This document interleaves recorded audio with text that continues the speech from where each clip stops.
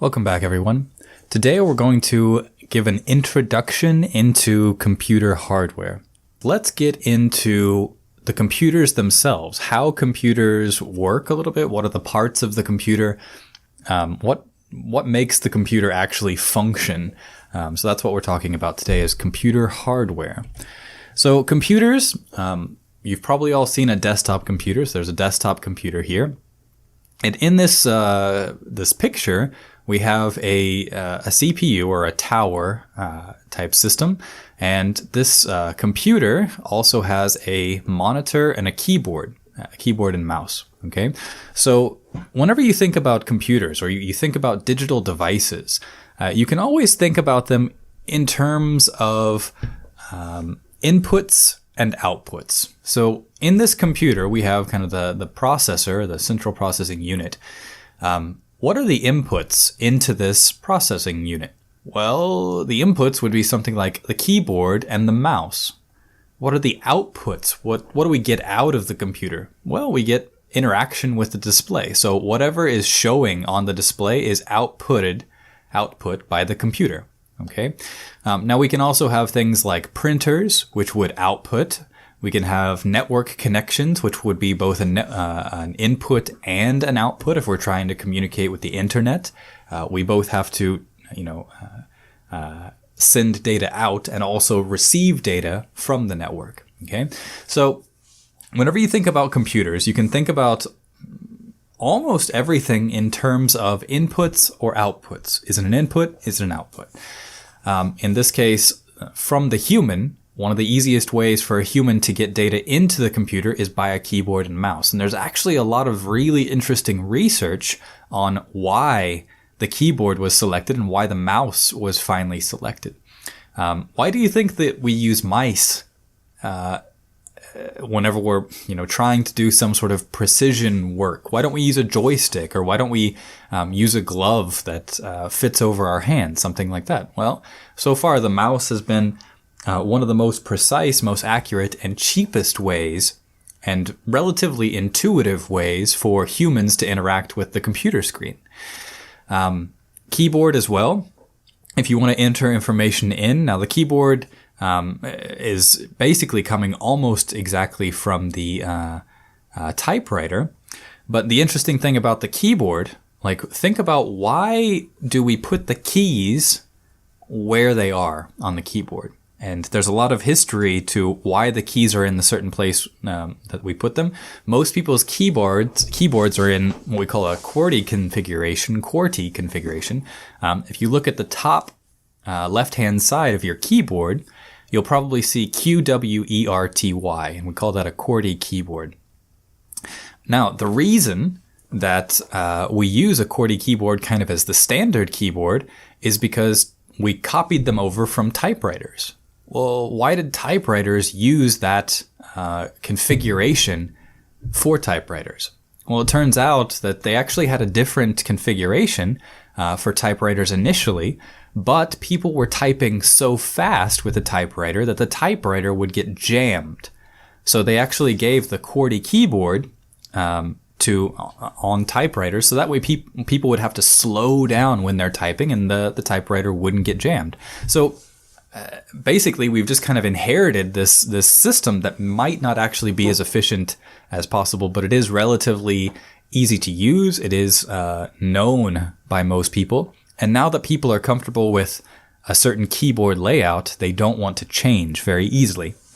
So there's a lot of history behind the keyboard and mouse. I'm not really going to talk more about these, but these are inputs into the computer.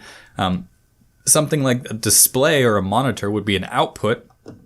Now, another input into the system, two more inputs on here, would be this button.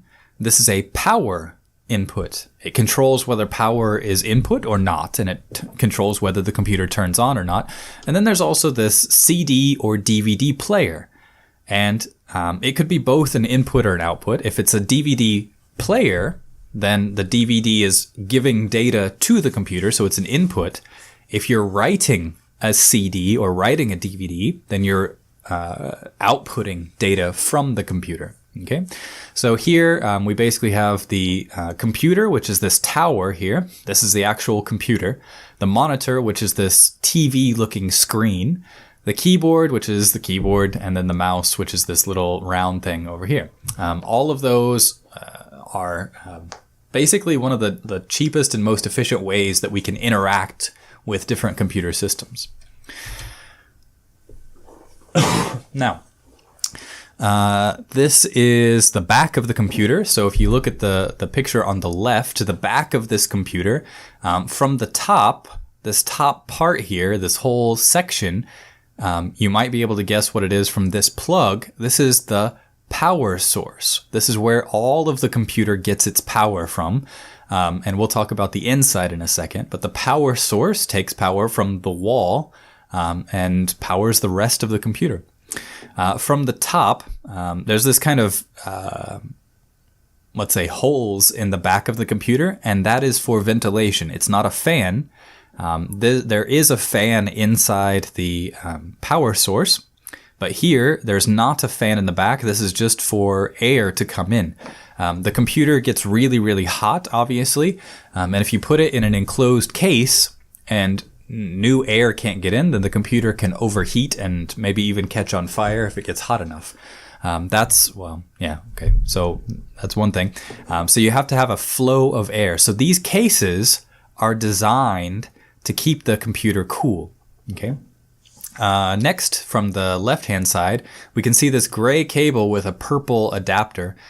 This is a keyboard cable, and then the green is a mouse cable.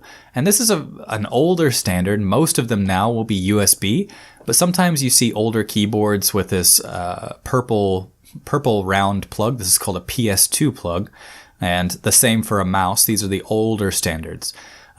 Next, it looks like this is a serial output. This is kind of for something probably like a joystick or some basically just different types of external adapters like keyboards or joysticks.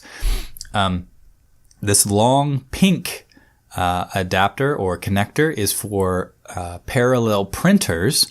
You don't really see them too much anymore. Most things have gone to USB, but this one still has a printer basically used almost only for printers and some other types of adapters, but mostly for printers. So we have keyboard, mouse, basically joystick, printers, and then there's this probably looks like it's a sound port. I can't really tell from this picture. And then there's a couple adapters that look similar to USB, but they're a little bit round. And on this is probably actually FireWire. FireWire, now you don't see them really too much anymore, but they're an older standard, a very fast connection.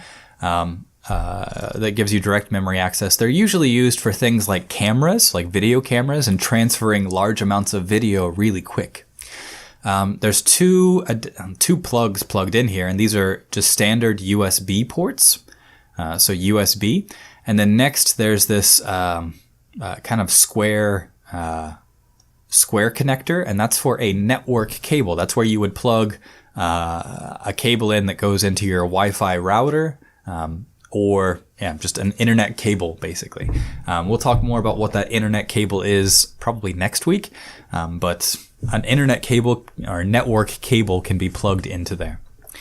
And then you have all of this kind of pink, green, and blue connectors. These are for audio out. So basically microphone, speakers, and auxiliary. So if you have, let's say, some sort of adapter for your guitar, you can plug your guitar into this auxiliary port and record your guitar. So a couple different connectors for sound. So this means that there's a sound card built into the computer and network card built into the computer. And all of this plate right here is built into the motherboard of the computer. Okay. Then at the bottom, so we have power source, built-in connectors, vent, and then down here we have this kind of blue adapter. This is a VGA connector for your monitor, and then this white adapter is a DMI adapter for also for a monitor, but this is a high definition, high resolution connector for monitors. So VGA is a little bit lower quality connection. DVI is higher quality. You don't really see DVI too much anymore. We've gone to a different standard I'll talk about in a second. So this card in here is an external graphics card. Okay. And then it looks like a vent down here. And then there's another sound card. So maybe the sound card that's built into the computer isn't very good quality. So they added another sound card. Maybe it's higher quality. The sound card does actually make, or at least it used to make, quite a bit of difference in the quality of the sound that would come out of it. Yeah, so sound cards, you don't really see them externally too much anymore. And then there's another network cable or a network adapter in here. So maybe this network adapter is actually slower than the extra network adapter that they put inside. So this has two network adapters, two sound cards, one built in, one external. And then as far as I can see, I don't see a VGA connector. So it looks like one external graphics card, or graphics card. Okay. So, this is the back of the computer. This is also the back of a newer computer. And this board over here is actually the motherboard that fits inside of this case. So if we took the case off of the computer, it would look something kind of like this. So I'm going to show a little bit closer up the back of the computer. So here we have the built-in sound card.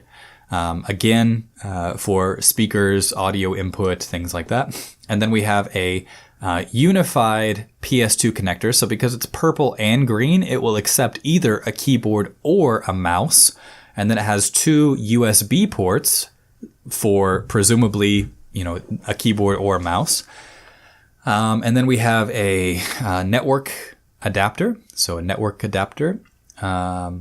This is probably either eSATA or maybe a strange colored USB port. I'm guessing it's eSATA, which would be like for an external hard drive.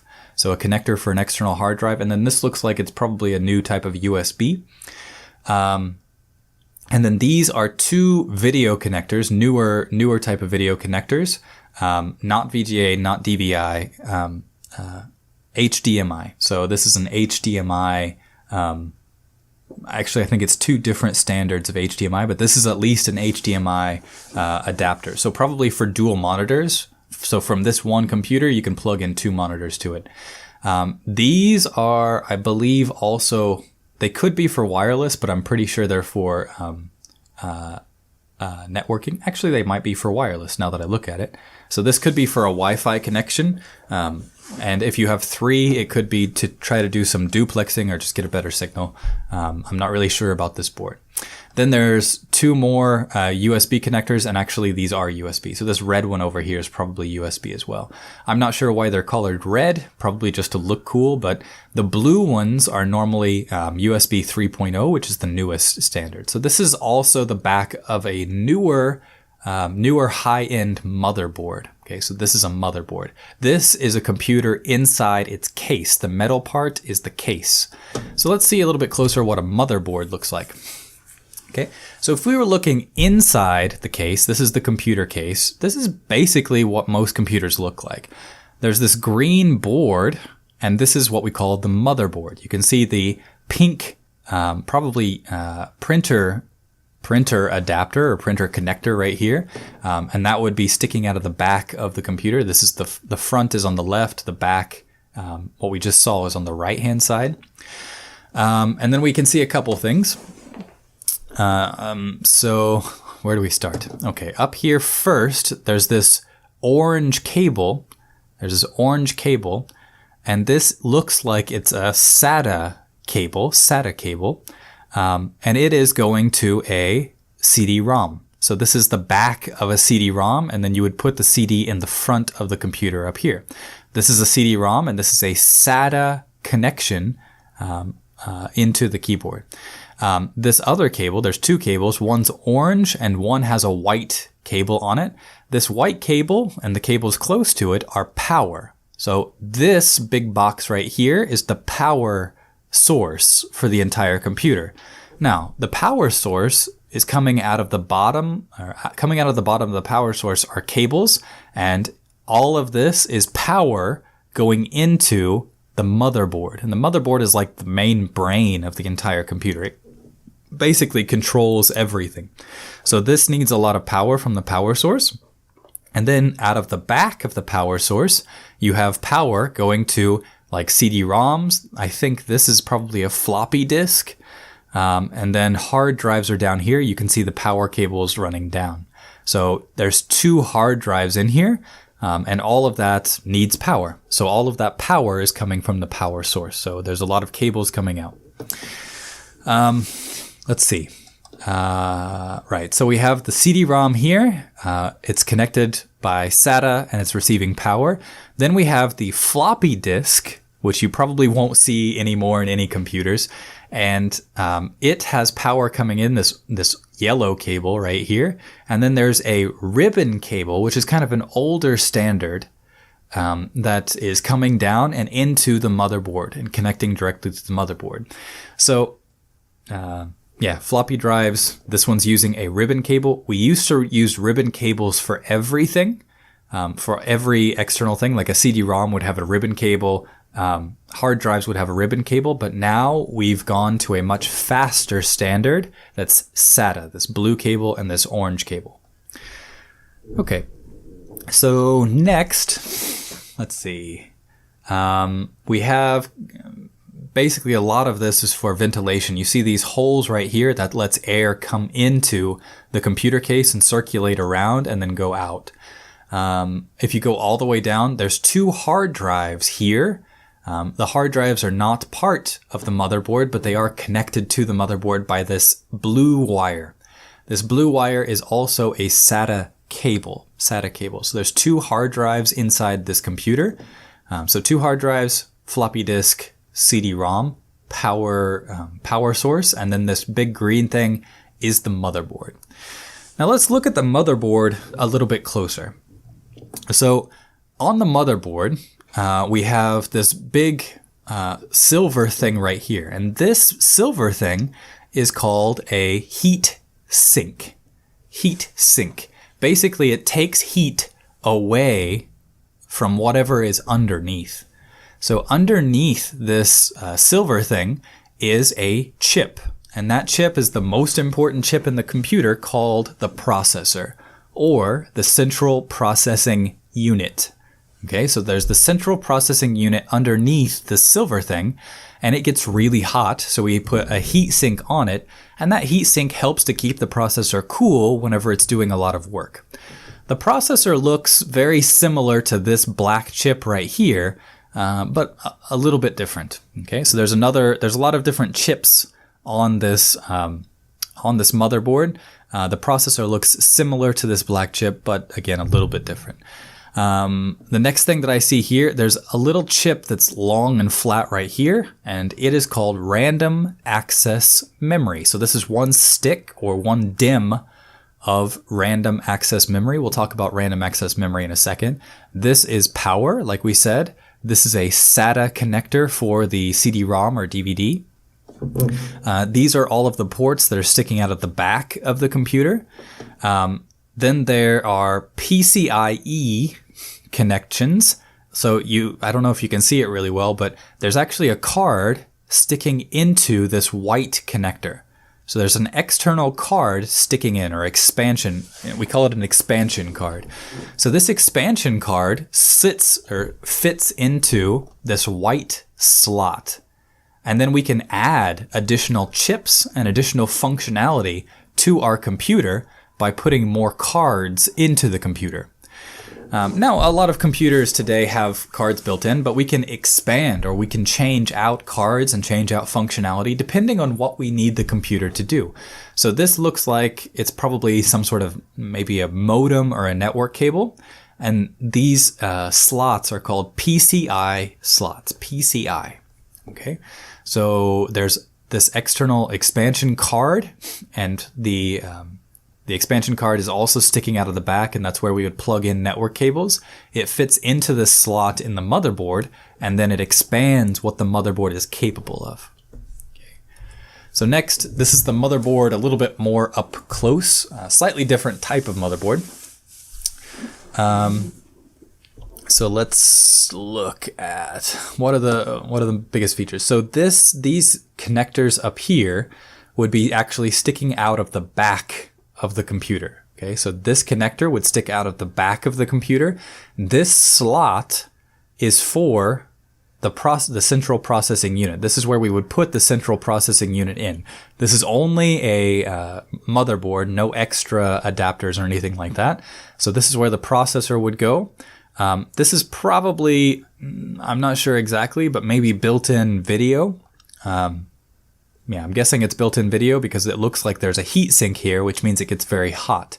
It does have its own video adapter, it looks like, which means that it must have some sort of GPU built into the motherboard. Power would fit in this white slot down here. This battery is called the CMOS battery, and it's to keep settings in your computer. So whenever you set up your computer, not Windows or anything, but even before Windows, if you set the time on your computer, this battery helps to save that time even if you unplug your computer. So the battery basically keeps very, very basic configurations, even if you unplug your computer. This stick right here, so this orange slot, the horizontal slot, is for random access memory. The RAM stick would fit down in there. So there's two slots for random access memory. The other orange slot, the vertical one, is for PCIe. So there's an extra card that would sit in here. Now that card could be anything. It could be for video, it could be for audio, it could be maybe it controls external hard drives, maybe it connects to a power plant control system. It could do all sorts of things. So you can fit any card you want in there as long as it's a PCIe Generation 2 card. Okay, now there's PCIe 1. These are kind of, they're just smaller ones. It's a different standard, but these also are just expansion cards that would fit in there as well. And then this is also, I believe, full-size PCI. So this is a new type of PCI, probably faster, newer. These other ones are a little bit slower. They support an older standard, but they would still work as well. Up here is probably the circuit that controls audio. I'm not really sure what all this is going to do. And then serial ATA. So all of these connectors would be the SATA connectors that would control like external hard drives, CD-ROMs, things like that. Okay, so there would be a cable coming out of here. All right, so that's pretty much a motherboard. The main parts that you need to be aware of are the connectors on the back, where the central processing unit would sit, and then how we put in RAM. As long as you have a hard drive, RAM, a CPU, and power, then that's all you need to run a computer. Well, and the motherboard, of course.